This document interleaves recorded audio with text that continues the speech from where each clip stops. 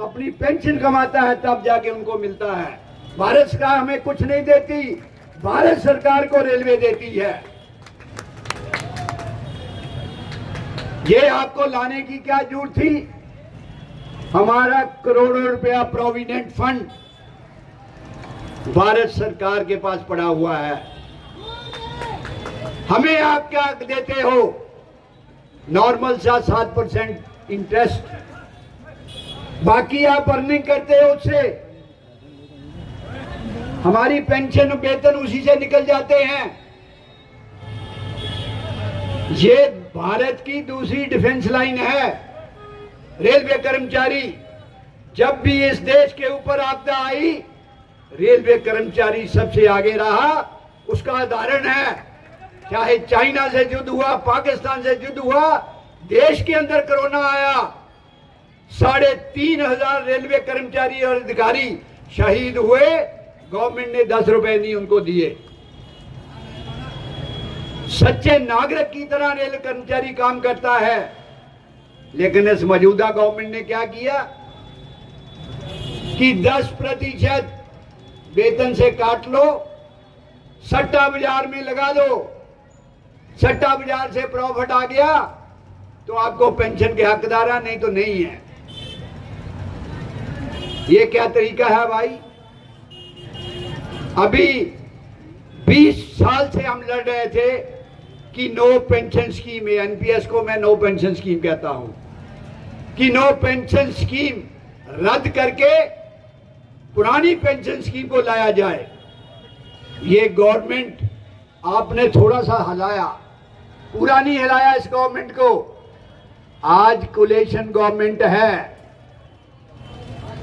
पहले full majority आपने भर भर के दी, चाहे वो कांग्रेस गवर्नमेंट थी, चाहे बीजेपी की गवर्नमेंट है।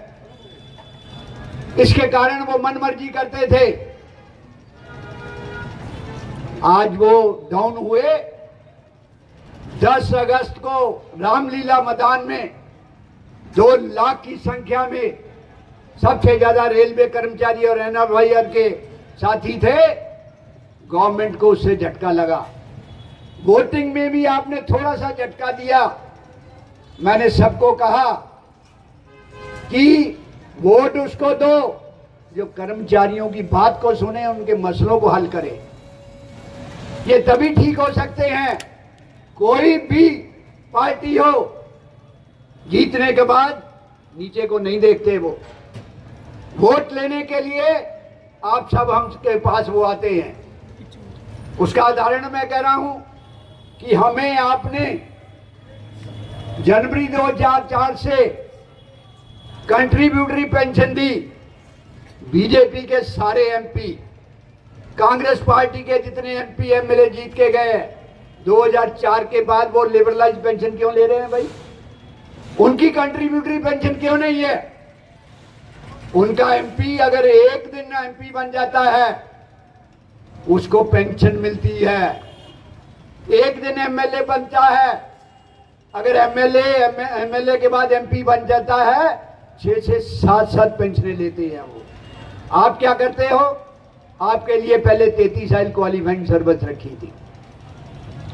अभी जब ये हमने झटका दिया, गवर्नमेंट ने एक कमेटी बनाई जिसके चेयरमैन फाइनेंस सेक्रेटरी जो थे, आजकल कैबिनेट सेक्रेटरी हैं, मिस्टर सोमनाथन। 15 जुलाई को मीटिंग बुलाई, मैं भी उसमें मेंबर हूं। 15 जुलाई को मीटिंग बुला के पहले हमने स्ट्राइक का नोटिस दिया। स्ट्राइक के नोटिस को दूसरे साथियों ने मिसयूज किया कि ये दोनों फेडरेशनें जाके प्राइम मिनिस्टर को साइन करके दे आई हैं कि यूपीएस लागू करो। अरे ये 23 में हमने मेमोरेंडम बना के दिया कि 18 फेडरेशन करेंगे। हमारे पास प्रूफ है उसका, कट पेस्ट करके जो आज का सिस्टम है उसने लगाया। नहीं तो कोई आदमी साथी आके सामने बात कर ले। उत्तरीय रेलवे मजदूर यूनियन एनएफआईआर का काम केवल चंदा इकट्ठा करना नहीं है। हमारा काम है लोगों की बात को सुनना, उसकी डिमांड को पूरा कराना। तो उसके अंदर 15 जुलाई को जब मीटिंग हुई, दोनों फेडरेशनों के जो स्टैंडिंग कमेटी के मेंबर हैं, हम वहां मौजूद थे। डिफेंस के भी, कन्फेडरेशन के भी साथी थे। भारत सरकार के नुमाइंदों ने कहा जो प्रपोजल हमारी सुन लो। उन्होंने जो पहली प्रपोजल दी, एनपीएस हम रद्द नहीं करेंगे। दूसरी प्रपोजल दी 40% पेंशन देंगे, लेकिन जो जमा है 60% हम दे रहे हैं, एक पैसा नहीं देंगे। तीसरी प्रपोजल दी कि 35 साल क्वालिफाइंग सर्विस होगी। चौथी उन्होंने सजेस्ट दिया कि मिनिमम 5,000 रुपया पेंशन देंगे। हमने कहा कि हमें मंजूर नहीं है, हम अपना एक्शन लेंगे। फिर उन्होंने, सोमनाथन ने कहा कि आप अपनी प्रपोजल बताइए। हमने उनको बताया, आप जो है कितने साल पुरानी बात कर रहे, उस समय भी 35 साल क्वालिफाइंग सर्विस नहीं होती थी, 33 साल क्वालिफाइंग सर्विस थी। आज 20 साल क्वालिफाइंग सर्विस है। 20 साल से हम बढ़ेंगे नहीं। कैबिनेट सेक्रेटरी से बात करके आया कि 25 साल हम करने की कोशिश करेंगे। मिनिमम पेंशन हमने कहा 40% हमें मंजूर नहीं है, 50% लेंगे। उसमें प्रपोजल दी 12 महीने की एवरेज का हम 50% पेंशन देंगे। फैमिली पेंशन का हमने कहा जो पेंशन ले रहा है, पेंशनर की डेथ होती है तो फैमिली को 30% उसका देंगे। हमने कहा हमें नहीं मंजूर है। इसमें 30% पे का होता था फैमिली पेंशन का, तब उसने कहा 60% हम पेंशन देंगे।